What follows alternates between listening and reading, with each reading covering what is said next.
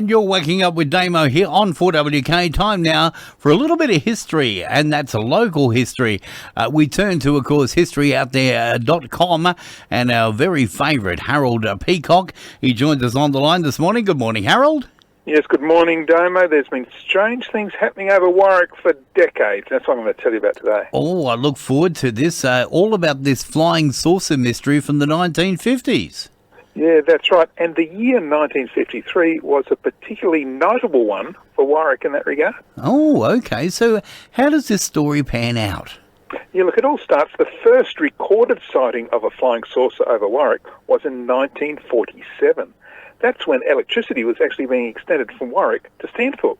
And several employees of the Toowoomba Electric Light Company looked up shortly after 4 p.m. What they saw was a bright, fast-moving object the size of a cricket ball with a tail 5 or 6 feet long. Now, the same thing was seen 100 miles away above Brisbane, including by a Mrs. Emily Scrine. Now, she had earlier been a witness in a divorce case that involved hundreds of nude photographs. Anyway, for this 1947 sighting, the press quoted the leading astronomer Arthur Chapman, but he dismissed the event as probably just a meteor. Now, the following year, in 1948, a UFO buzzed the commercial hotel at Ipswich. It shook houses, lit up kitchens, and missed children by just a matter of feet. But it was never properly explained either. Now, with flying saucers being seen all over South Queensland, the year 1953 was when Warwick became the epicentre. Wow. You see, in January, several Warwick residents at around 9 o'clock at night saw a bright light that travelled westward and then gradually faded, only to reappear in the original position. The light was bright enough to cast a faint reflection on a cloud nearby.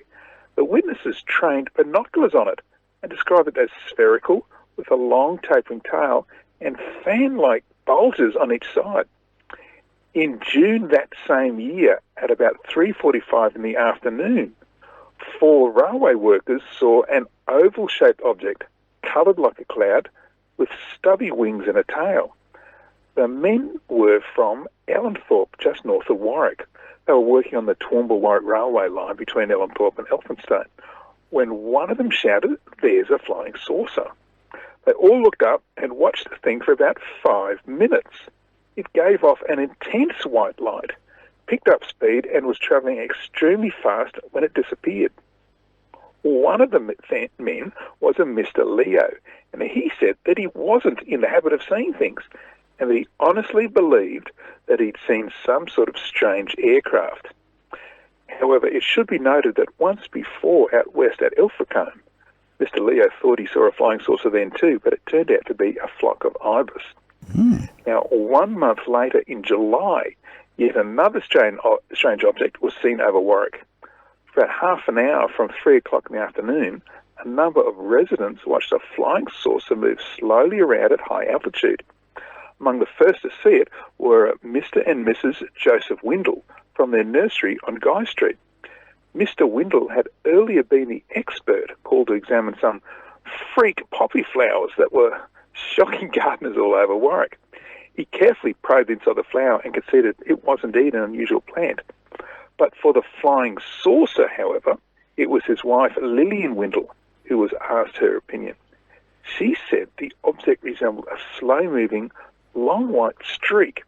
At first she thought it was a plane on fire, but it continued to move slowly and suddenly went vertically upward, turned, and came straight down before levelling out.